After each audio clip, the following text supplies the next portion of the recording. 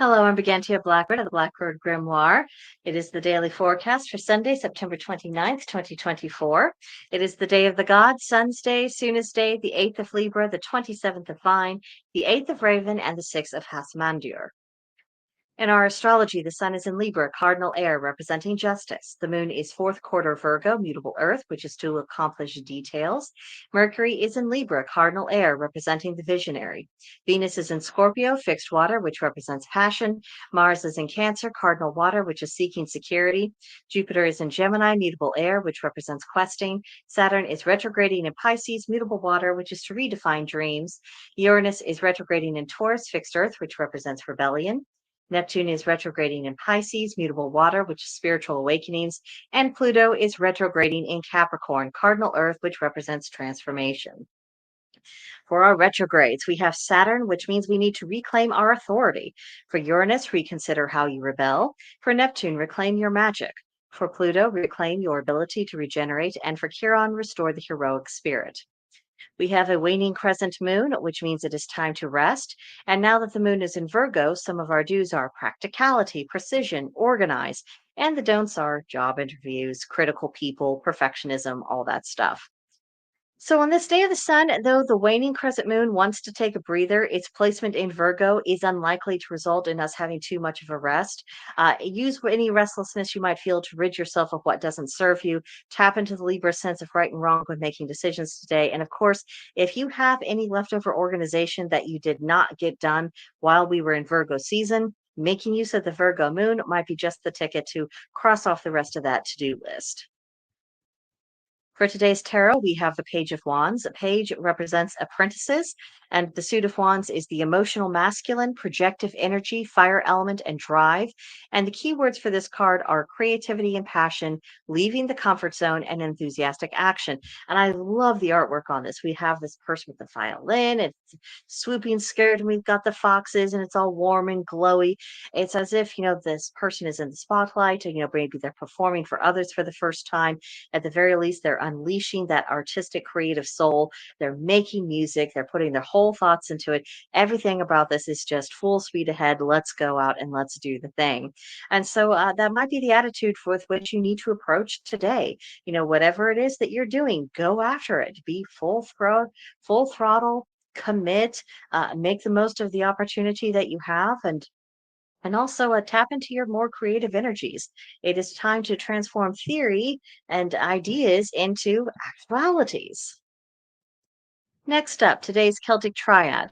Three customary acts which bring short life and disease: too much labor, too much sleep in the morning, and peevishness.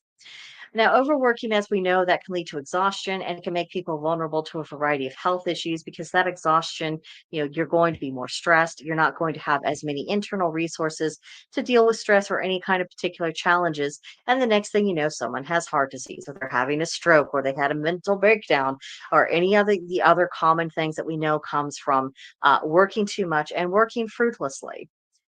Then too much sleep in the morning. A sloth is the enemy of well-being on every level. We don't have to get up, with the roosters and immediately, dash into action and going hard at it until the sun goes down. But we do need to get up and be about our business. And it's so easy to find excuses of, oh, I'll take care of that later. It doesn't matter. Oh, I think that's people make too much of a big of a deal about that. But really, what people are in rebellion of, it's other people's perceptions and perhaps the discomfort that perhaps the common wisdom was actually wise for a change. And so I think half a sloth is really about slothfulness of attitude and a resistance to taking advice that is perhaps very traditional. So whatever you need to do in order to make sure that you wake up and you get going and you're productive, good thing to do. And hello from Daisy's Tale. And then peevishness, the perpetually and needlessly cross people in the world, they poison everything within and without themselves. It isn't a healthy thing by any means. So perhaps checking our attitudes, perhaps doing something more useful with our crankiness than taking it out on others is probably on the docket. Then today's magical correspondences, they are centered on the idea of faith. The color is yellow, the plant is the iris, the animal is the grasshopper, and the crystal is the fire opal. So is your faith growing or is it withering? And what is, what is the foundation of that faith? I bring this up because I do think that the pagan community is starting to work towards a kind of crisis of faith of sorts. People moving from this position of everything about paganism is just data gathering, memorization, copying and pasting to the best of our ability of what was. And then you're going to have that contrasted with people who are saying, okay, I took the principles and I have these ideas. And it depending upon what general camp you fall in, it might affect the nature of the crisis of faith that you could experience in the future. One would be of what is the meaning of it all. I have all of this knowledge, I've had all of this experience, but what is the meaning of it all? Those are the people who will have to take a little bit of wisdom from their opposite number who did see the point of it all and saw how it could be brought into the modern age and adapted. And then the people who have been bringing it into the modern age and who have said, our faith is not just the past, it's the present, it's what we're building for the future. Their crisis of faith might originate of, why are there so few people along with me on this journey? Have I really been doing the right thing?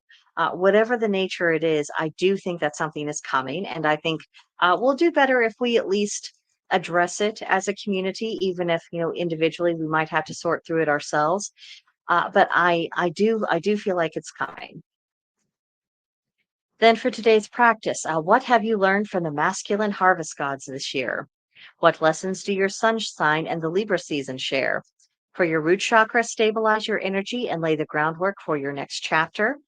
The Hermetic principle today is mentalism, what you think you create. So, what are you thinking and what do you think that's going to be creating? And then for the Witch's Pyramid, we're again looking at that foundation. If your foundation is faulty, your tower will collapse. That also plays into what we were talking about a moment ago about crises of faith. Then the journal prompt for today, what is your favorite magical door charm? What charm would you like to try that you haven't already? And what charm has proven ineffective for you? And that does it for today. Have a magical day, everyone, and I will see you guys in the next one. Bye for now.